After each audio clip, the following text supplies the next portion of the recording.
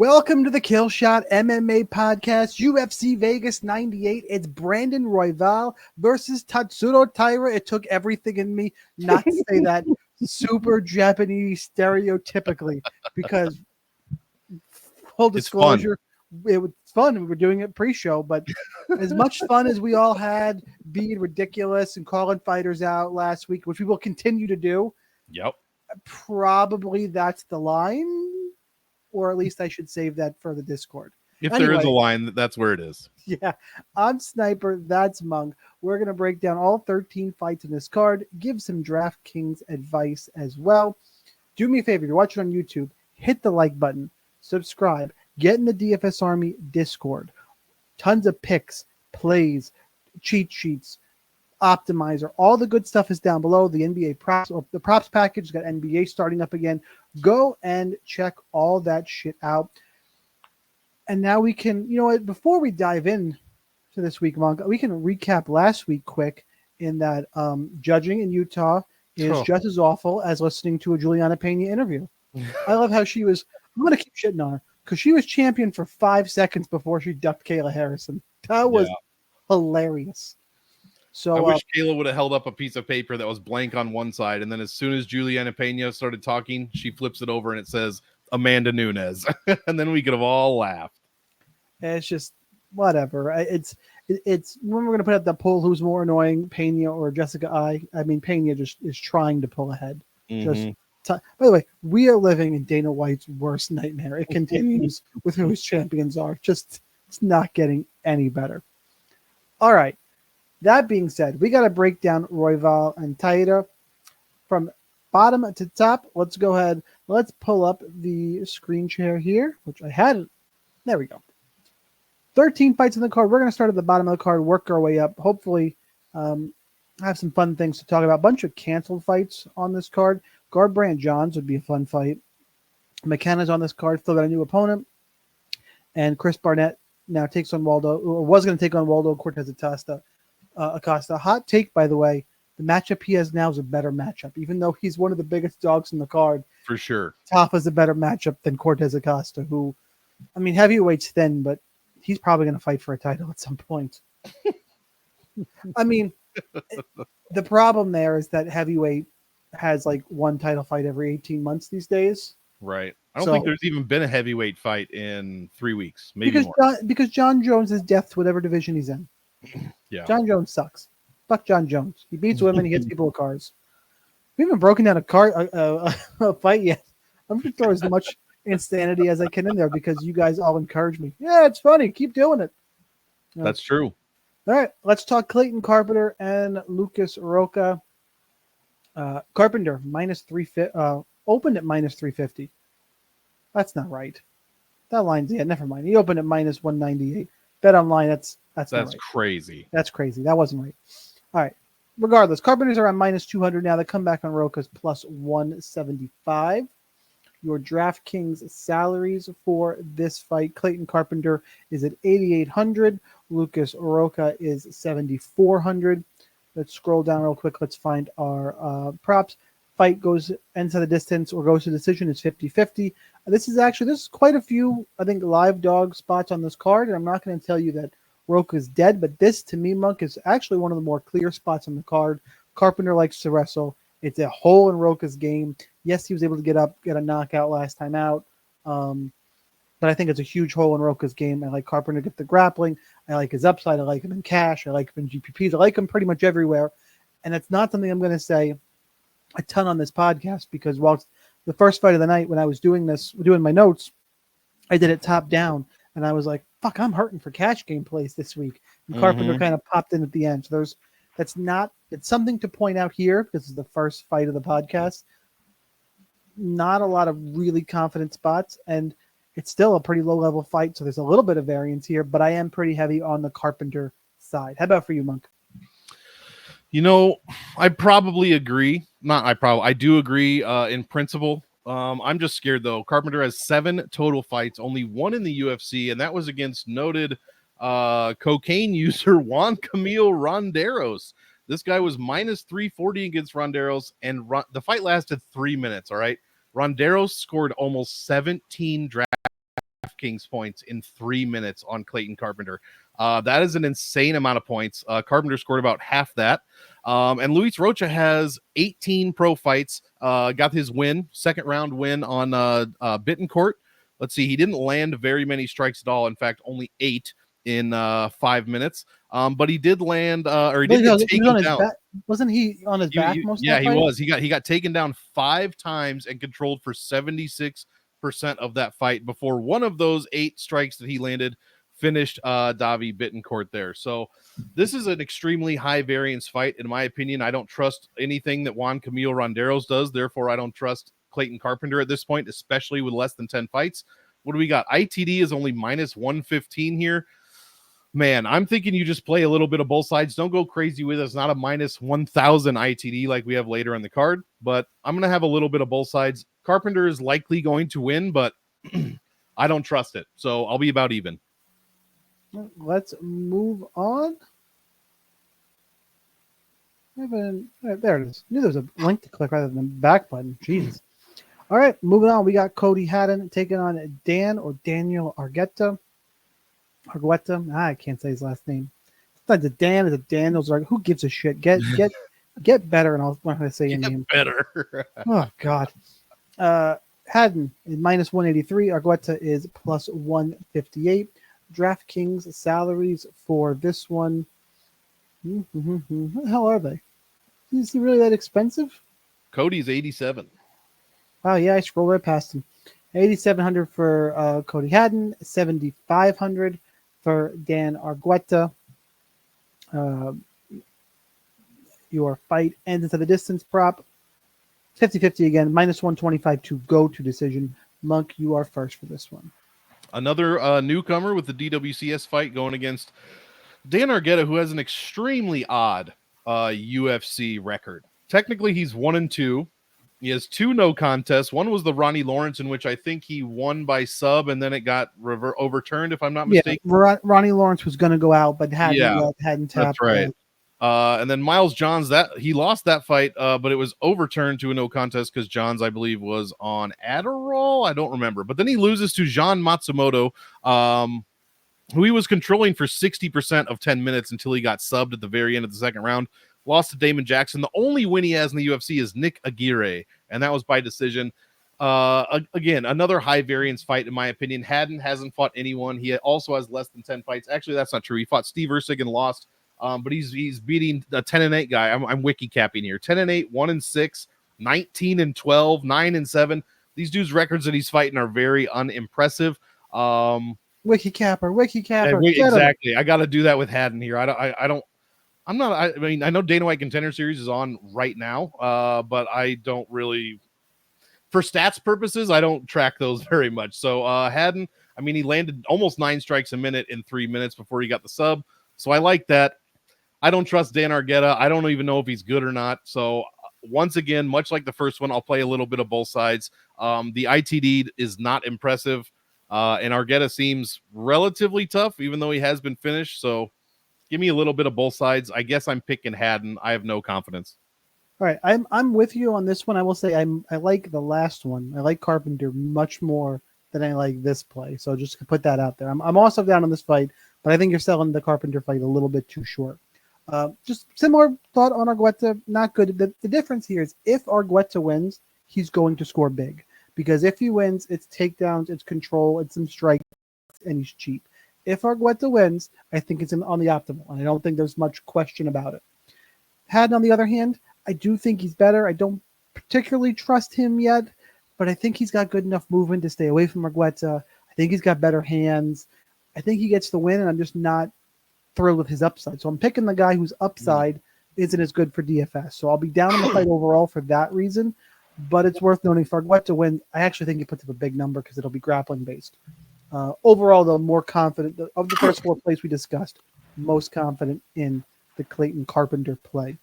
Man, we've gotten through 2 fights and 4 names, and the name value in this card is rough, and it ain't gonna get better, boys and girls. I know we're 2 fights into a fight night card, but this fight should be on the main card. This is tragic. Yeah, I don't understand that. This is honestly, looking at it, The next three fights, Tafa Barnett, Garimbo Price, Sabatini Pierce. I would put all those in the main card. Yeah, what's McKenna Pastri doing? What is that? Yeah, it's ahead of D-Rod Morono. I think it's ahead of all three of those fights. I think are ahead of the co-main event. What co-main event would you prefer? Brad Tavares and Jun Yun Park, or JSP. I don't care if it's bullshit. Tafa and Barnett. Yeah. Tafa Barnett. Give me Garimbo Price. And that one's a bit of a reach. Tavares is in like 2 co-mains in a row. It's crazy. Tavares is that's just how much they're probably paying him because he's been around forever. You got to justify the co-main event slot, maybe. Yeah. Fuck. All right. Anyway, Junior Tafa, Chris Barnett. This is going to be fun.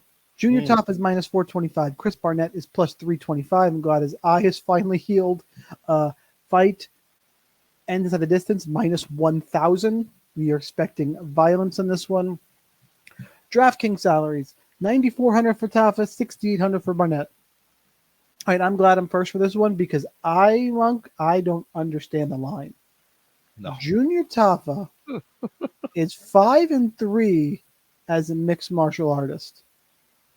That's not very good. And Chris Barnett 1-3 in the UFC. Yeah, Chris Barnett not great. Was he like 19-12 or something? But he's been around for a long ass time. Doesn't grapple. That's why we had this matchup. Tafa wants to stand and bang. Barnett, for the most part, stands and bangs. One of these guys is going to go down. Barnett showed crazy toughness. What probably happens with Tafa's 1-3 UFC record is he probably gets the fight he wants and gets some crazy knockout. That is probably what happens. But there's something, there's something in my balls, Monk, and it could be the STDs, but it's probably instead this feeling that Barnett's going to wrestle. I have no empirical evidence to back that up. Nothing on tape, nothing, no interview, just a feeling. And he's got 31 pro fights. He's fought MMA much longer than Junior Tafa's, was it a kickboxer?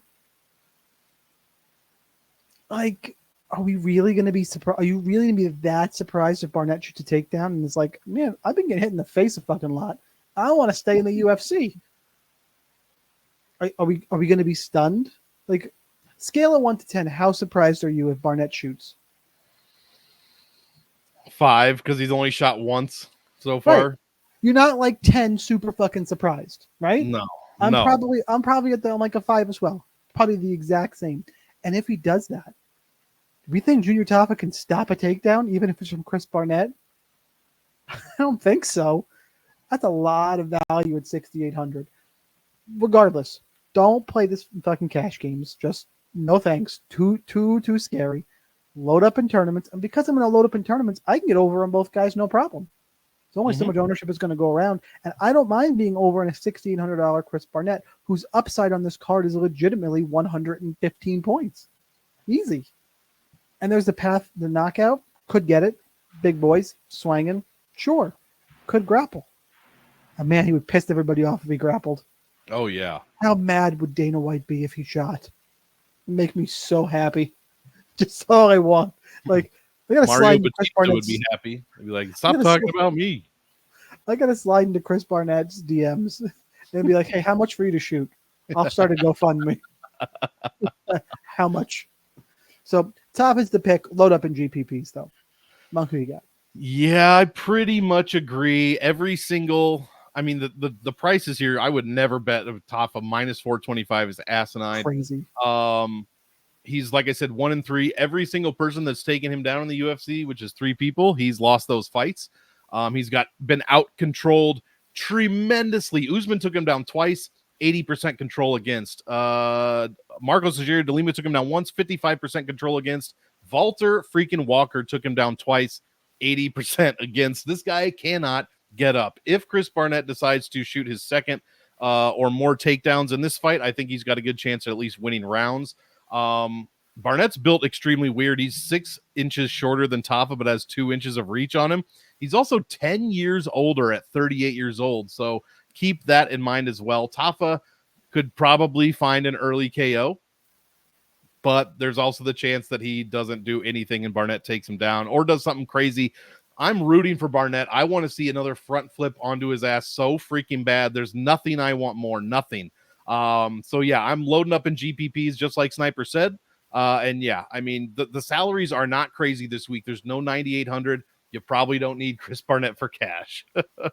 No. All right, let's move on. Let's talk about Themba. I've never seen that before. Themba Takora GRIMBO. I think he's just donning it for this card. He's like, yeah, it's good luck. Throw in a Japanese middle name. Be fine. Themba GRIMBO versus Nico Price. GRIMBO's minus 315. Price is plus 265. Fight ends of the distance is minus 155. DraftKings salaries for this one. GRIMBO's 9,200. Price is 7,000. I'm going to contain my thoughts and let Monk go first. But I have thoughts. Yeah, I have thoughts as well. What Nico Price are we going to see? All right, because who picked him against Alex Morono? Probably not a ton of people after his showing against Robbie Lawler, in which a lot of people seem to think that was predetermined. I'm not one of those, but that is the word on some people's campfires. Themba GRIMBO, straight up, if he's finishing, I mean, at least in his UFC wins, if he's finishing early, tons of points. If he's winning by decision, tons of points. This guy's 3 for 3 and scoring well over 100 points per win.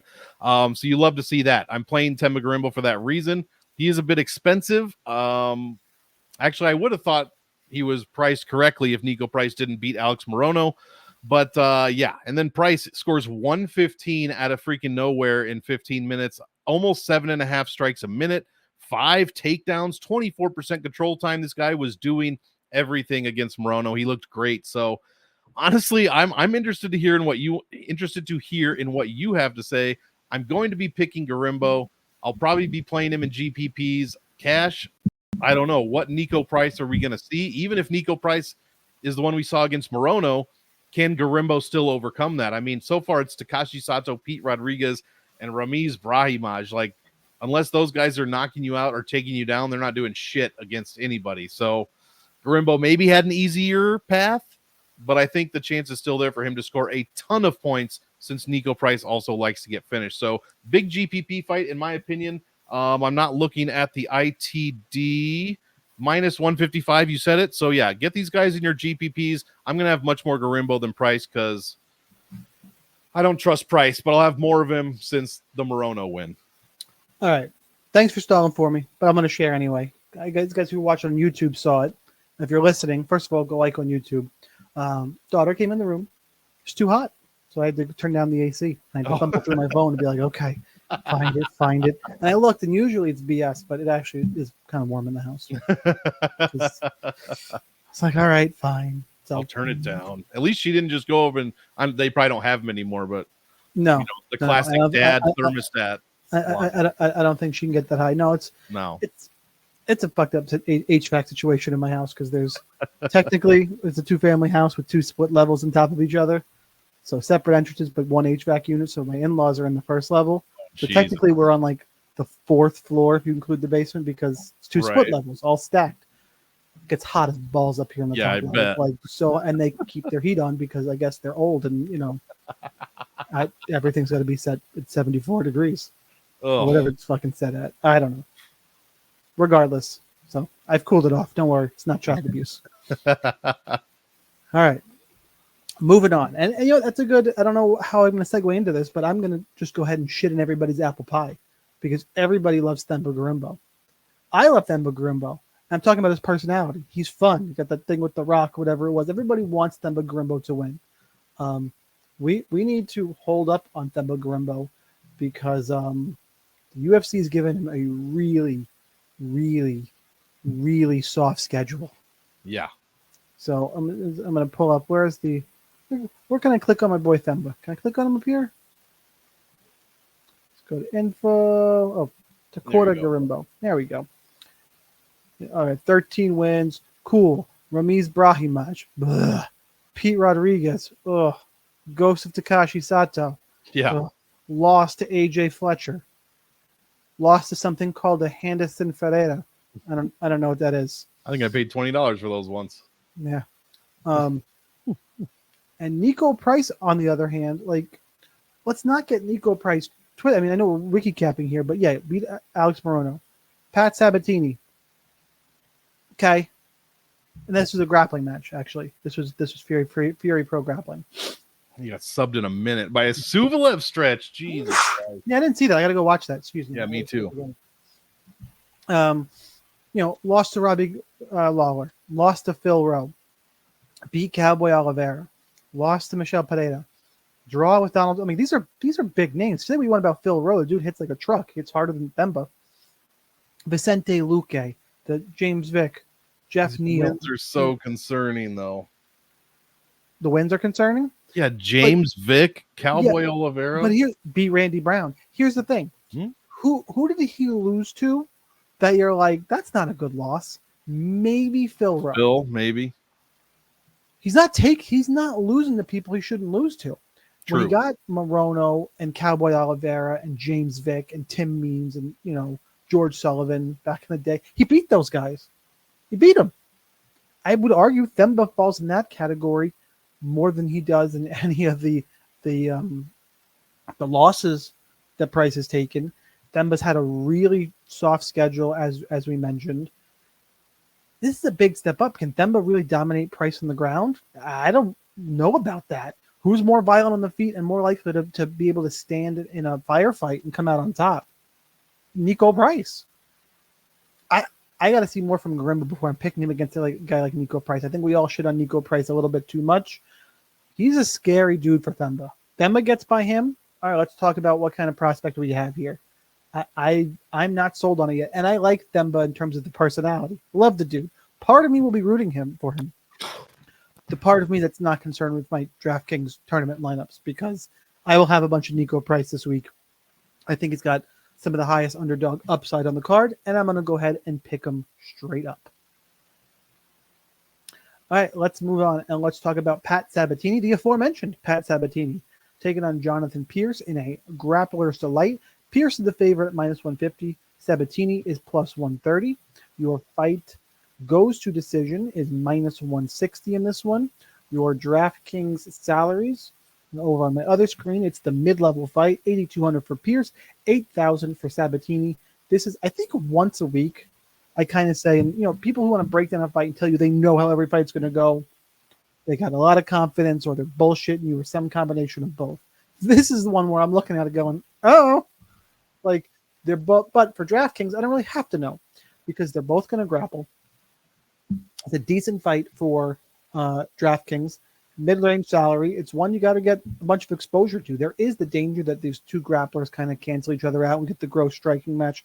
I think the grappling is so ingrained in both these guys that it doesn't matter. They're just going to go and see who the better grappler is. You asked me for my opinion on who that is. I actually leaned slightly towards Pat Sabatini. We saw Pierce winning against Brito talk shit and get guillotined. One of the funniest things you're ever going to fucking see. Like, just go watch that. Do something. Do something. Oh, you're choking me. Oh, no. God, you're doing something. Oh, no. So, give me Sabatini, but it's a relative toss-up for me. Monk, do you have a stronger take on this one? Not really. You hear about Pat Sabatini's chin or lack thereof. I mean, technically, by the stats, he's only been knocked down once, but I know that chin is a little bit suspect. I agree. I'm going to pick Jonathan Pierce because I don't know if that's what you said. No, I'm picking Sabatini. It's definitely going to be Grappler's Delight. I'm surprised we haven't seen this fight already, honestly, in the UFC. When I saw this was on this card this week, I got kind of excited to see it. Just seems like these two guys should have fought. I mean, it seems like the matchup is fantastic. So, yeah, I might just be on the other side, but just barely. I don't think you can go wrong here with either side. I think you just play a little of both, or a little bit more than a little of both. Both guys score very well when they win, well over 100 points per win. We're close to 5 points a minute on each side, and we're only giving up half that. So obviously, when those two things collide, only one of them can probably see those stats. But even so, I like Pierce's numbers in losses more than I do Sabatini. Pierce lost to Onama, scored almost 70, lost to Brito in that hilarious whatever. He scored 40 points in 9 minutes before he talked shit and fucked around and found out, as they would say. But yeah, I mean, controlled him for 70% of the fight. And we hadn't really seen Brito handled like that up to that point. So I'm going to go with JSP. I like his upside more, but I think both guys are good targets for GPPs. As far as cash, man, I don't think I would trust myself to pick either one heavily. So give me JSP, but I wouldn't be surprised if it goes either way. Again, if you're watching on YouTube, I made a face because I heard the door crack behind me. And this time it was my cat. Now it's too cold? No, now it's the cat. Oh. The cat this is what happens when mom goes to bed early. Now he likes me. Right. All right, let's move on here. By the way, most interesting part of the card so far has been probably Chris Barnett and Junior Tapa, closely followed by my cat. Yeah. And now we have a UFC debutant to talk about. Ramazan Tamarov taking on CJ Vergara. Tamarov minus 315. Vergara plus 265. Fight goes to decision, minus 125, 50-50 to end in a finish. Your DraftKings salaries on this one. Tamarov, not the usual, the UFC debutant. He's 9,100. Vergara is 7,100. Monk, you get this one first. Well, it's probably too wide just on paper. 91 and 71 is a newcomer versus CJ Vergara, who's been in the UFC for a while, but I'm not thinking. I mean, I think Tamarov is. I like Tamarov here. Look what happened against Asu Amabaya for CJ Vergara. He was taken down not once, not twice, but 9 times, controlled for 64% of the fight. Barely, actually didn't even land 2 strikes a minute. And yeah, spent most of the time on his back, scored an unimpressive less than 20 points. What happened to him against Tatsuro Taira? 3 takedowns, was controlled for 70% of 9 minutes, landed only 2 strikes a minute, and scored 17 points, 16 points. You see a pattern here when Vergara fights grapplers. He doesn't tend to do well. So yeah, Taira. Oh, yeah, I did it. He did it. So yeah, give me Tamarov. I mean, I know the dude, if we're wiki capping again, spent some time getting wins in Wilf Wars. I just like to say Wilf Wars. Stop wiki capping. I'm going to throw something in. We're not actually. I just wanted to say Wilf Wars. That's all I wanted to do. But yeah, I'm taking Tamarov. 9,100 could look like a low salary if we get rinse and repeat takedowns, or even better, a takedown or two and several ground and pound strikes over the course of several minutes before we find a finish, probably a knockout, since he only has 1 submission win in his entire career. So give me Tamarov. 9,100. I'm fine with paying that for a newcomer that has 20 fights. Yeah, I'm gonna go a little bit heavier on Tamarov here. I think Vergara's got pretty atrocious takedown defense. Do not trust him at all. It's not a lock play for the reasons you mentioned. You sprinkle in Vergara because you got the UFC jitters. The level of competition's kind of a question mark. But when I watch these two, he was in Ryzen, not fighting scrubs the last 2 times out. Like, Tamarov should just take him down and beat the shit out of him. And maybe Vergara gets up and gets taken down again. I just have no confidence in Vergara's grappling, anti-wrestling, any of that stuff. So give me Tamarov. I'm fine with him in cash games. We'll have more of him and just kind of a sprinkle of Vergara. I'm much higher on the UFC newcomer, who's not the normal UFC newcomer with the Ryzen experience, 17-2 overall. I think he's not a normal newcomer. Good point. Most of the newcomers do not have Ryzen experience. Yes. Or 19 fights. Yeah, exactly. Let's move on to Chidi and Jaquani and Jared Night Train Gooden. And Jaquani's minus 162. Gooden is plus 142.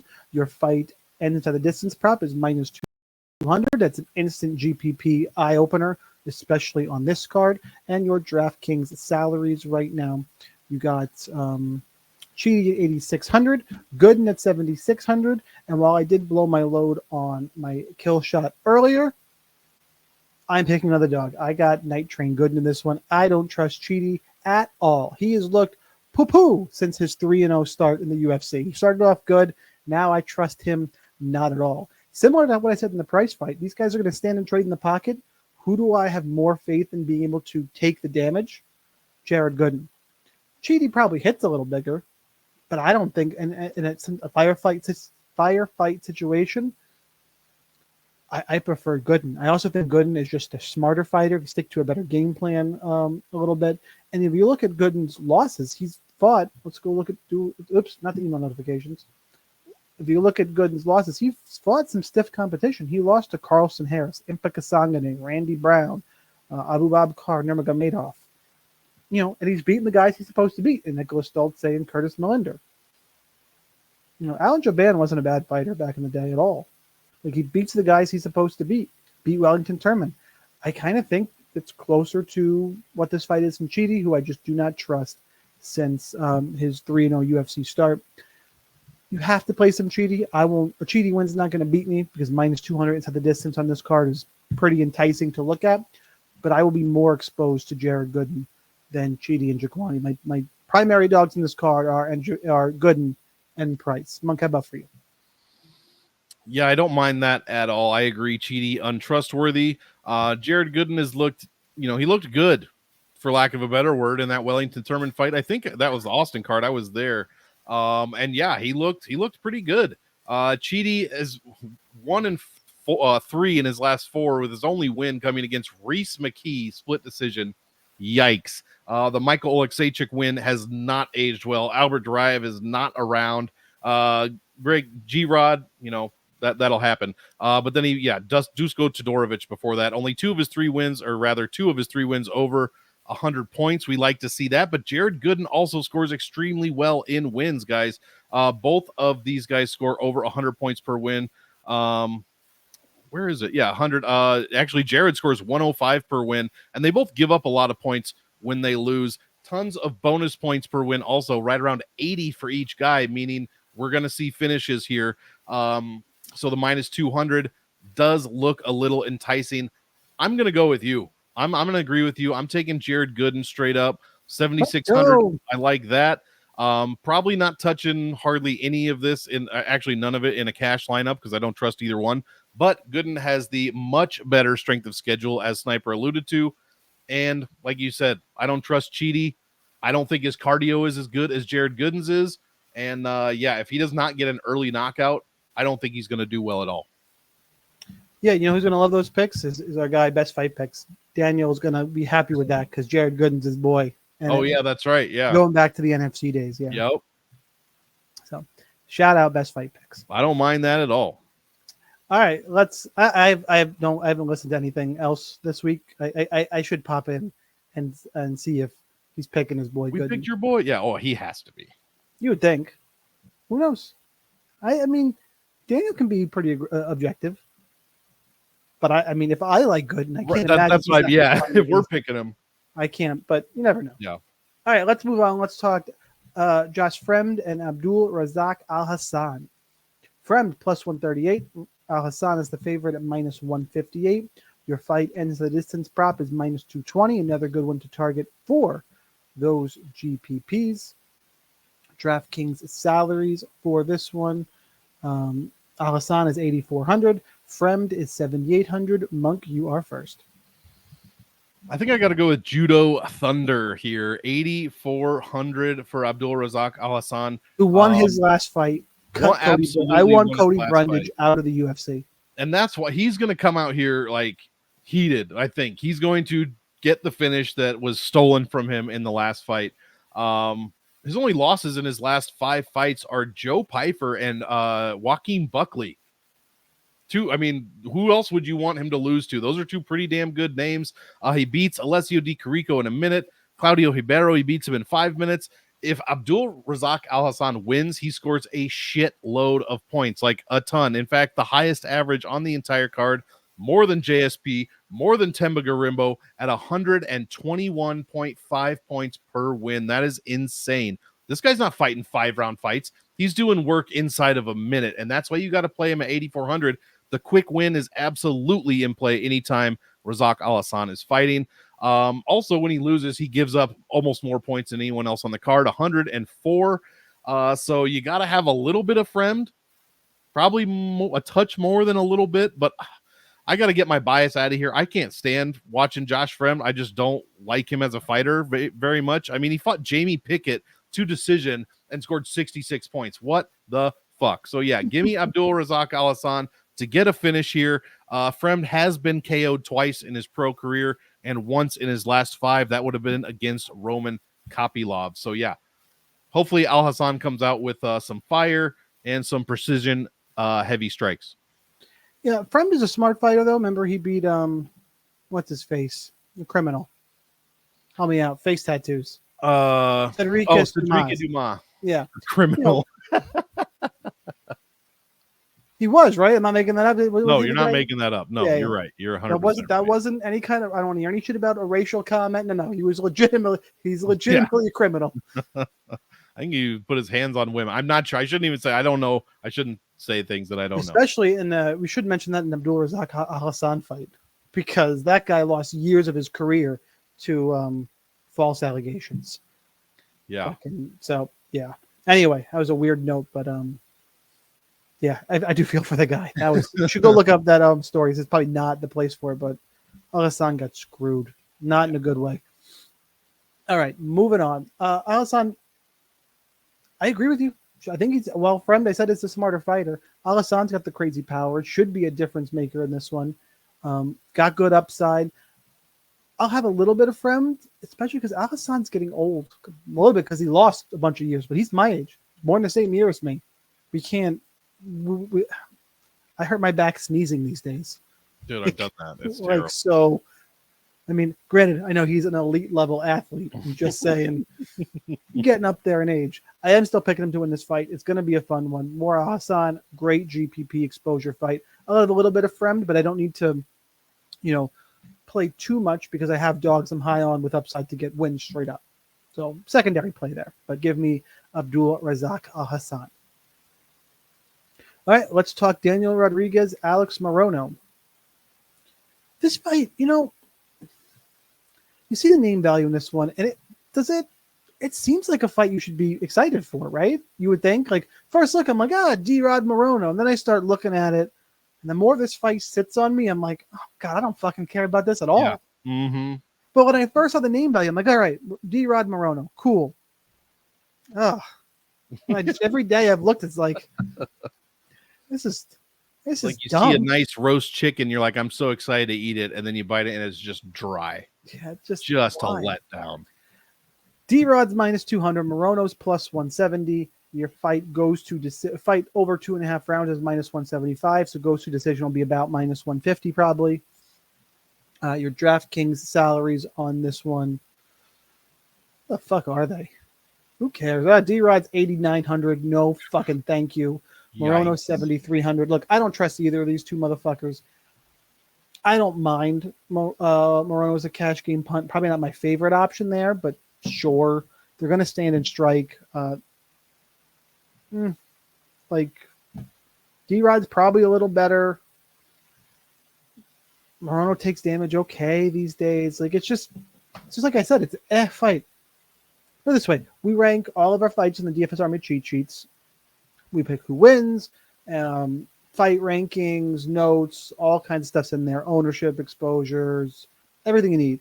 We also, so I skipped over it, we rank the fights 1 to 5 stars in terms of fight rating for DFS scoring. I give this a 2. I kind of wish I had 1.5. Like, I don't.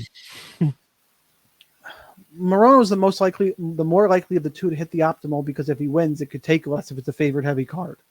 Mm-hmm. I don't like this fight. I think D-Rod probably wins. It's probably the better striker, but I don't care. Who you got, Monk? I agree. Again, I'm going with D-Rod. He has looked less than impressive lately. 0-3 in his last 3. Granted, that's against Gastelum, Ian Gary, and Neil Magny. So we're not talking nobodies here. But Morono also lost 3 of his last 5, but those are Nico Price, Joaquin Buckley, and Santiago Ponzinibbio. That Ponzinibbio fight, he was winning for 12 minutes until he got knocked out at the 12.5-minute mark. So I don't know really what to make of that. His only wins, ironically, are Tim Means and Court McGee, who just fought last week. I think McGee got his first finish in like 57 years. Since, that one hurt. That was the reason I didn't make optimal. Dude, I had the right optimal minus Court McGee. Yeah, so, exactly. I said if he beats me, he beats me, and he fucking beat me. He did. First finish, I think they said since like 2011 or something insane. I have to go back and look at that. But yeah, you're right. There should be no takedown, or not many takedown attempts in this one. D-Rod's 1 of 5 in his career. Morono's 6 of 23. So their takedown defense is atrocious, around 50-55% for both of them, but we shouldn't have to worry about it. I like D-Rod. He should land more strikes per minute. He should be more active, should be more athletic. The cardio is probably about equal, I would say. And I think this goes to decision, so I'm not interested in it. The last thing I will say, 8,900 is crazy for D-Rod. His last 5 fights, I don't have his Gastelum salary, but it cannot be 8,900. 72 against Gary, 78 against Magny, 75 against Lee, 77 against Kevin Lee. So, yeah, he's never been close to 8,900 in his past 5 fights, and now we got to shell out this money. And for what? Yeah, I'm going with D-Rod, but decision, not scoring well. Not too interested in this one. Yeah, I went for this, right? I already forgot. I already put it out of my brain. Yeah, you said 1.5 stars. I agree. God, yeah, that's right. Good. I talked about this shit show already. Cool. Let's move on to Corey McKenna and Julia Pastri. I wish this was a prelim fight. No, a chocolate pudding wrestling match in my local Denny's. Like local Denny's. That's a grand slam. I mean, but instead we get it in the UFC.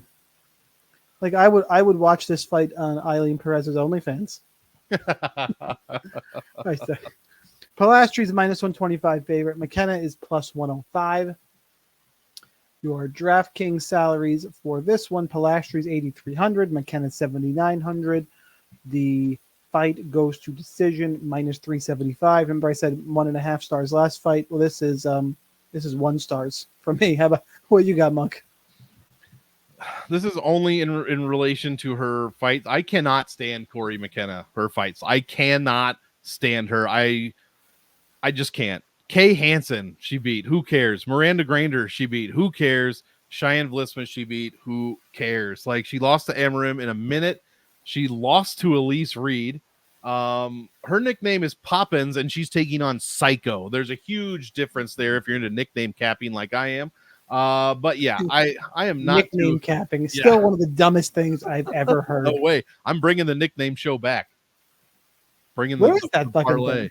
Oh, it's been marinating. It's coming back. Don't worry. It feels like it's dead. It feels like you killed it. Oh, it's not dead. It's like I've been watching the Alien movie. There's always another alien. You know what I'm saying? We always get one on the ship somehow. It's coming back. Whatever your game show. I mean, I should be like the 8-time returning champion. Turns out booking people is so annoying. Yeah, I thought you were. It's so annoying. I thought you were going to run into that issue, if I'm being honest. It's so crazy, especially when I'm a lazy procrastinator. So that doesn't help either. Well, that's on you then. Well, yeah, but like, and then it's like Sunday, I got to get booked. And then people are saying yes, and then I can't do it. And then I'm just like, fuck it. But we'll see. Maybe I'll bring it back for the pay-per-views. But yeah, I'm going to go with Pastri, I guess. She lost and scored 53 points. I don't mind that in a loss at all.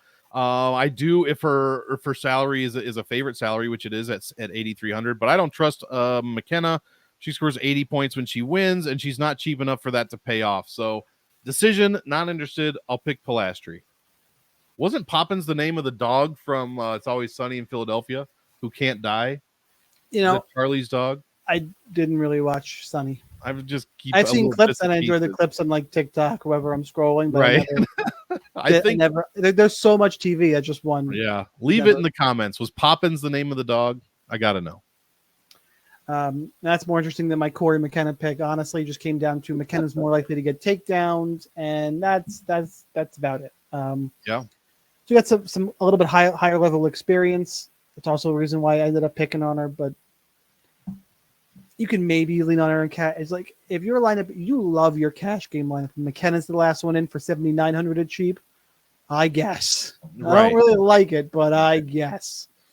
But overall, I'll be underweight to this fight as a whole. And that's all the time I'm going to give this dog shit fight. Now we get to talk about Grant Dawson. Grant, I left my Bobby Green has my soul. Dawson. Phew. Taking on Rafa Garcia, trying to get Dawson back on the horse here, as Dawson is minus 400. Garcia is plus 300. Fight goes to decision is minus 260 because Dawson is Dana White's worst nightmare. That is a wrestling control guy. That is what he does. Your DraftKings salaries for this one: Dawson is 9,500. Garcia is 6,700. Both these guys grapple, and I just think that Dawson's better at it. Adds to the odds. He should score better. A little concerned about how he got knocked out against Bobby Green. Not that Garcia is a big knockout threat, but whenever you drop like that, next few fights, I'm a little concerned. I just got that little voice in the back of my head. You could do worse than a Dawson punt as a full punt play because you should get 3 rounds of action with those inside the distance odds, and he's the least expensive fighter on the card, so you could pay up other places. Not that I'm loving Tafa or GRIMBO, but if it helps, I mean, you should be able to build lineups with Tamarov, Taira, Clayton, Carpenter, and then the mid-range. I mean, you probably shouldn't need it, but if you need the punt, sure, he's there, I suppose. But I prefer Grant Dawson. Better grappler here. Decent upside in the fight as well. It's one of those fights that doesn't have a great inside the distance prop, but there's enough grappling here that I think the winner could get on the optimal. And Dawson also benefits from the fact that I've already picked against, I didn't pick against Tafa, but I have concerns about Tafa and against GRIMBO that I'm going to play. I don't have to shy away from Grant Dawson. So he is the pick there. Monk, what you got? I agree. The pride of Stromsburg, Nebraska, Grant Dawson taking on Rafa. Don't call me Hafa Garcia. I like this fight. Hafa Garcia. I'm gonna. Hey, everybody, tell he's Hafa from Mexico. Garcia. He's not Brazilian. I'm calling him Hafa. So tell him and make sure he gets in these comments all pissed off. Okay, Hafa. He'll be like, "What the fuck? Who the fuck is this fucking nerd?" And I'd be like, "Yeah, that's all valid, but." Yeah, I like Grant Dawson here. Most of Rafa's fights in the UFC, in fact, all but one have gone to decision. He's only knocked out one person in his entire career, and that was not in the UFC, so I'm not too worried about that. But yeah, I like Dawson. I like the control. I like the points he puts up per minute. Inside the distance, he scores tremendously. Also, Garcia does as well. 6.6 points a minute to Grant Dawson's 4. He doesn't give up a lot of points either, which is concerning. If this does go longer, Grant Dawson, his submission win probably won't get him very many points late in the third round or even in the second round, depending on what he's done. So I will be relatively, I'll be okay on Dawson. I'll have a very decent amount of Grant Dawson. I expect him to get the finish win. And I'm not too interested in Garcia at 6,700 for all the reasons you said regarding the other underdogs in that area. So yeah, give me Grant Dawson. I'm worried that he doesn't pay off his salary though as the most expensive fighter on the card. What is the ITD here? Did you say? Minus 270 something to go to decision. Okay, I have it typed in wrong because I have it at 200. I must have forgot the minus. Minus 260. No, that goes the distance. Yeah, to go to this is to go. Okay, so yeah. So I don't know, man. I want to see ownership on DFSArmy.com, and if it's super high, I'm not going to be that 9,500. If he doesn't finish in the first round, I don't know that he's going to score very well. I mean, he put up 90. He can get 6 takedowns, control time. That's probably true. He did put up 90 against Ismagulov. He put up 103 against Madison. That was my point. Is he doesn't need a finish to score well. Yeah, you're probably right. You talked me out of it. So yeah, I'll be okay on Dawson as in ownership. I'll be pretty good with him. All right. It is time to move on to, I believe we're now at the co-main event of the evening. Yep. Brad Tavares, who is definitely older than me. Somehow not the oldest fighter on the card, not even second. Who's the oldest fighter on the card? It's either BARNETT or whoever we talked about a few minutes ago. Oh, shit. I'm older than Brad. Abdul Razak Al Hassan.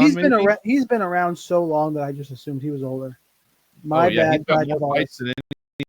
Anybody on this card, I think. I didn't mean to offend you, Brad. Jungling Park is minus 180. Who's got to have the best nickname on the card, right? Yes, agreed.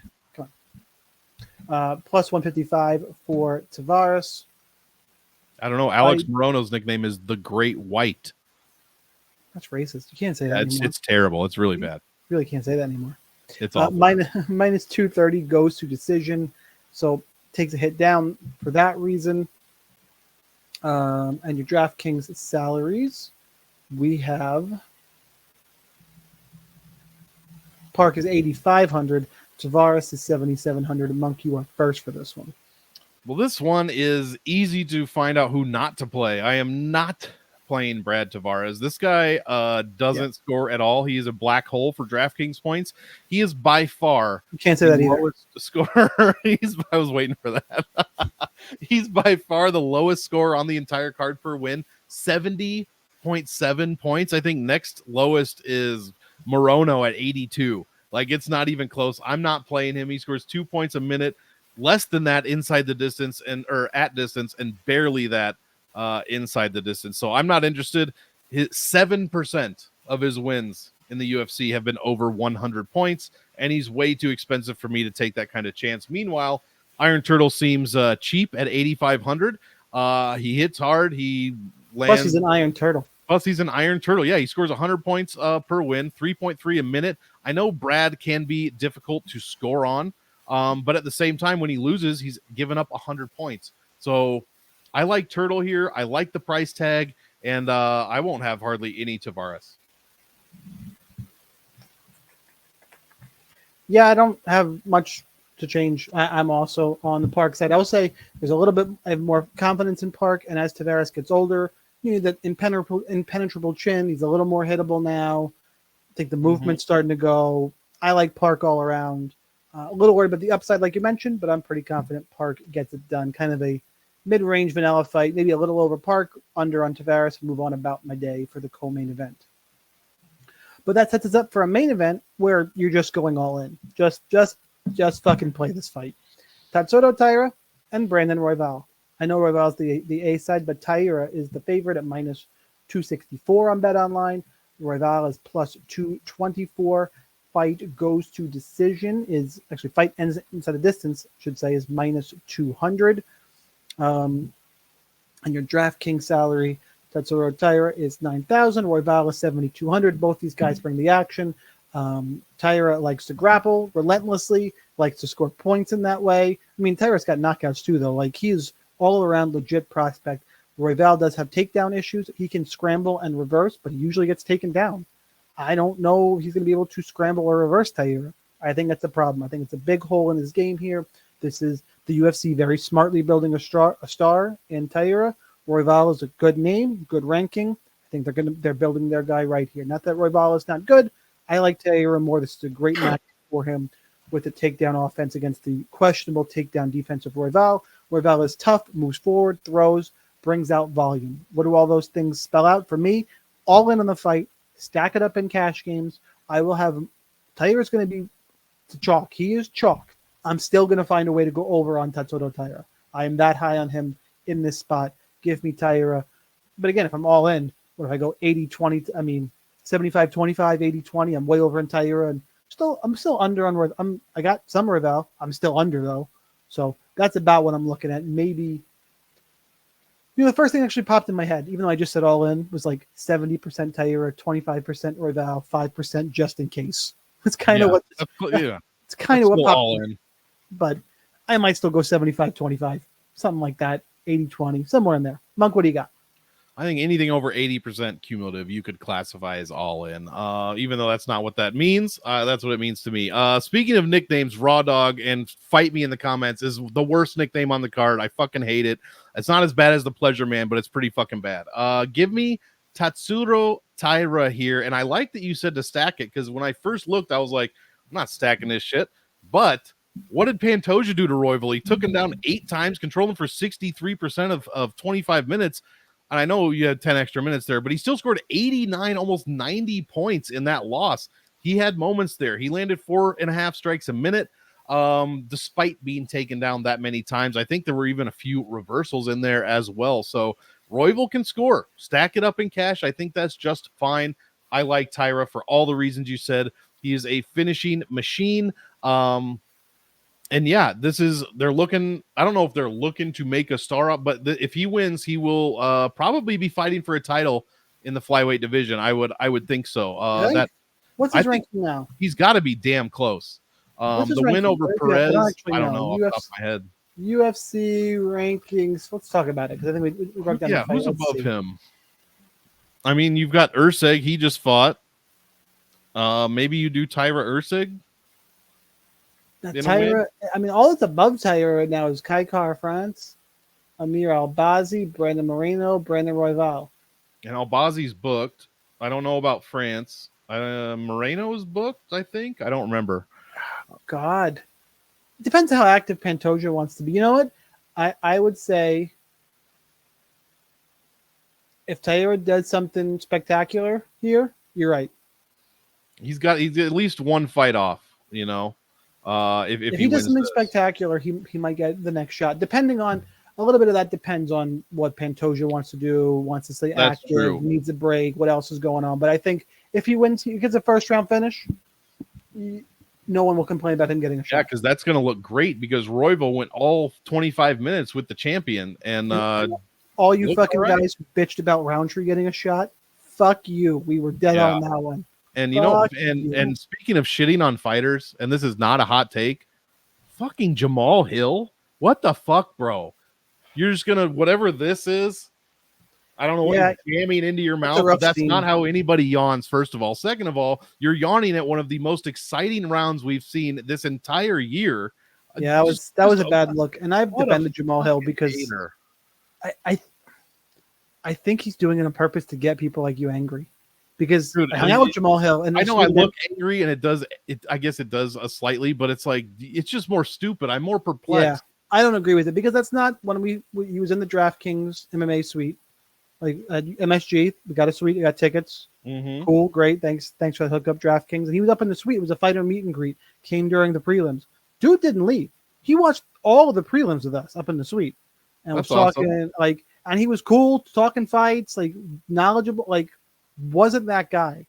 And I don't know what he's doing on social media though.